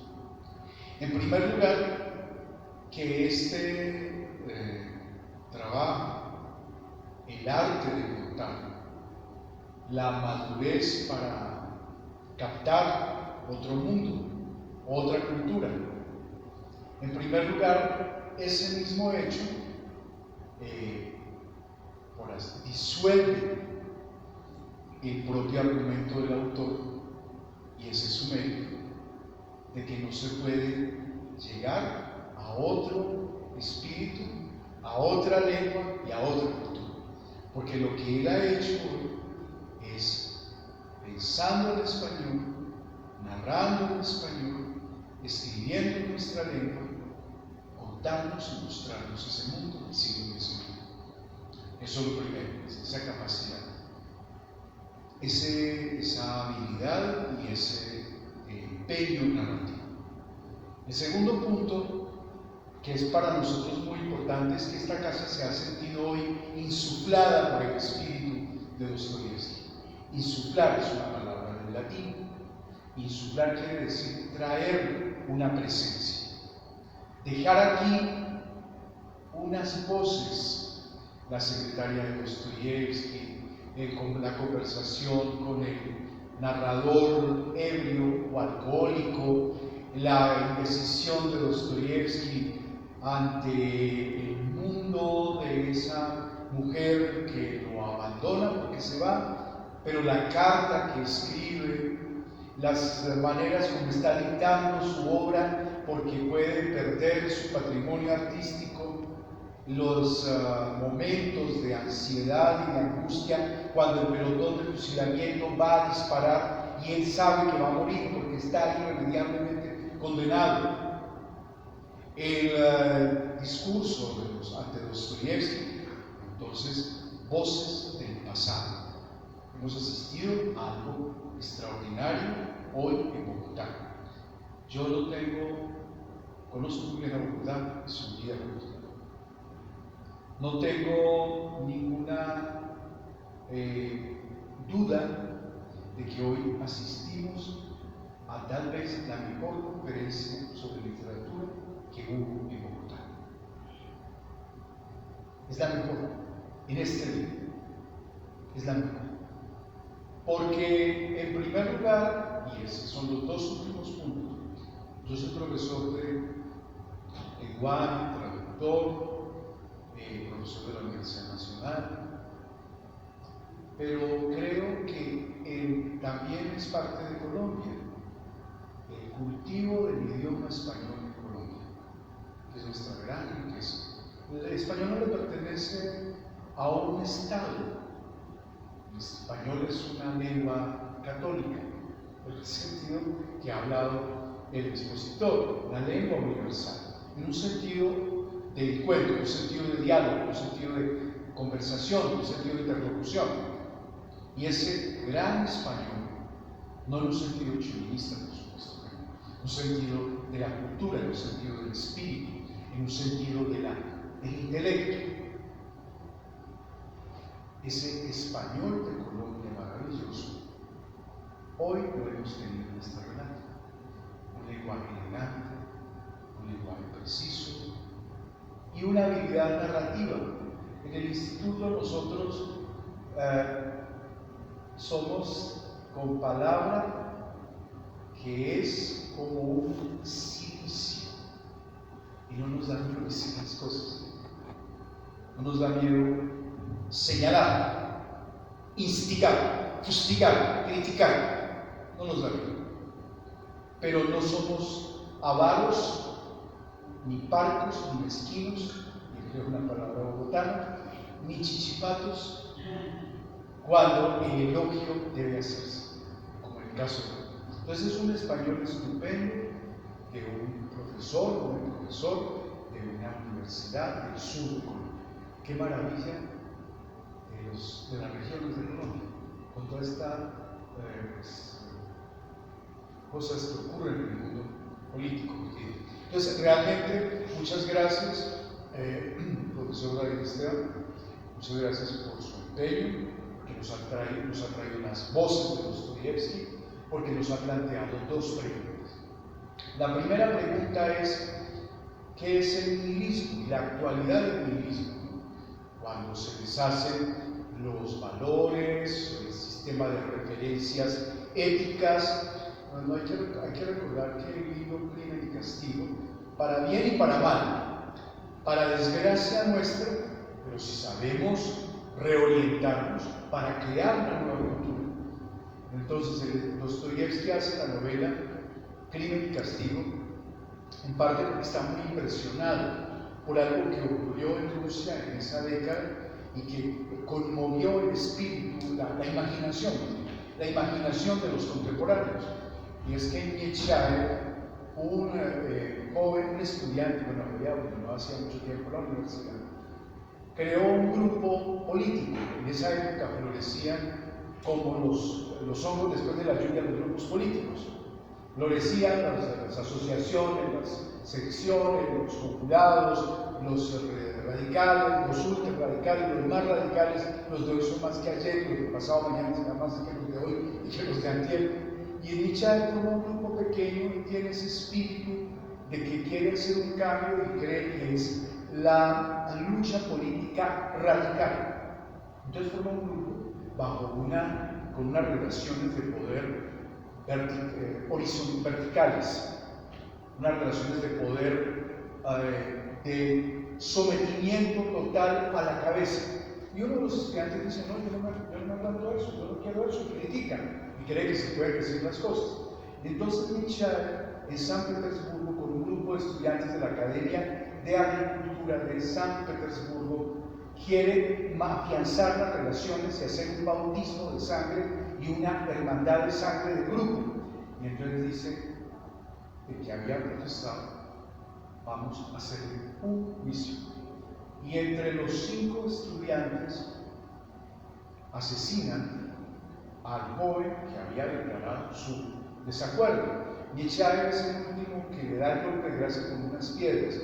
El hecho conmueve a San Petersburgo, conmueve a Rusia, es algo inimaginable. Entonces Dostoyevsky, de esa noticia del periódico, las ideas y los personajes, le da fuente a varias de sus novelas, entre ellas Los Endemoniados.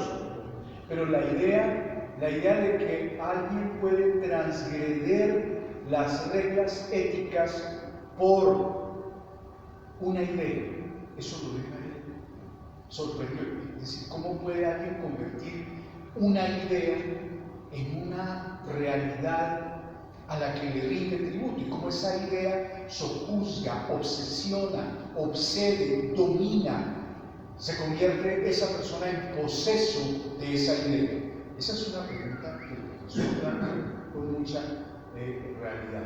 Entonces, nuevamente, profesor, muchas gracias por sus preguntas, por haber traído las voces de Dostoyevsky, por haber hecho ese relato tan lleno de imaginación. Está su vena de narrador, sobre todo las historias con las mujeres que amó Dostoyevsky, las mujeres que amaron a Dostoyevsky, y eso también hace parte de algo que quiere desdeñarse hoy, la relación orgánica, la relación de sangre entre la palabra y la vida.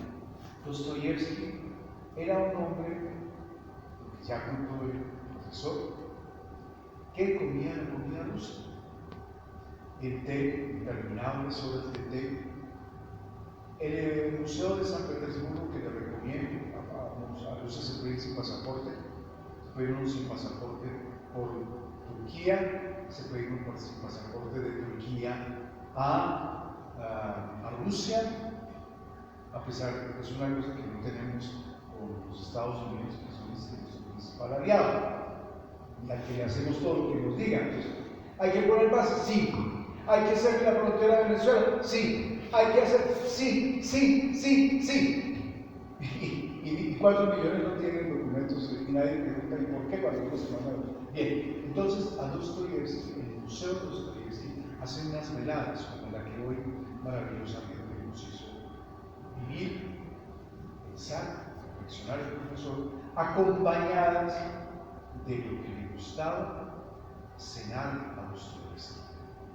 Y nosotros, retomando esa tradición, aquí por una módica suma, hoy hemos preparado parte del conturbio que le gustaba a Dostoyevsky. Y se ha preparado una grechka, que es el trigo sarraceno, la gramínea de Rusia, de la manera como la preparaban en los tiempos de Dostoyevsky.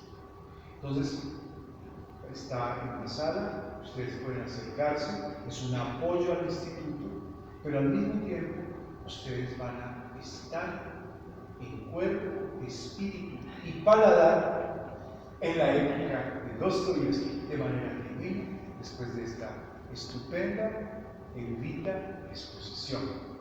Quiero decir, soy especialista en una pequeña observación como lector de texto. El alfabeto cirílico se hace para lenguas eslavas que existían, de las lenguas eslavas. Existía la lengua eslava de Bulgaria, la lengua eslava de Serbia, de Croacia, y la lengua rusa en su origen, eslava también, la rusa. Entonces ya eran lenguas que existían, eran lenguas que tenían un desarrollo léxico diferenciadas sintácticamente, aunque tenían una comunidad lexical que procedían del mismo tronco común, las lenguas eslavas.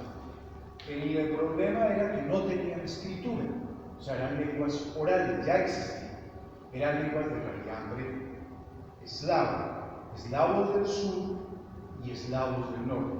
Los eslavos del sur, Bulgaria, Croacia, Serbia, y los eslavos del norte, Rusia, Bielorrusia, hasta Polonia. Entonces, eso quería señalar con precisión. Y los monjes Cirilo y Metodio, que venían de Salónica, una región de Grecia, una provincia de Grecia, crean un alfabeto para todos esos pueblos. Inicialmente lo usan en Bulgaria. Bulgaria, de hecho, es la lengua eslava más antigua, en el sentido que es la primera que recibe el alfabeto. Después hay otras reformas. El alfabeto de Cirilo y Metodio recibe una nueva adecuación y hay otra adecuación en la época de es esa precisión que quería hacer. Y nuevamente, muchas gracias. A ustedes, gracias.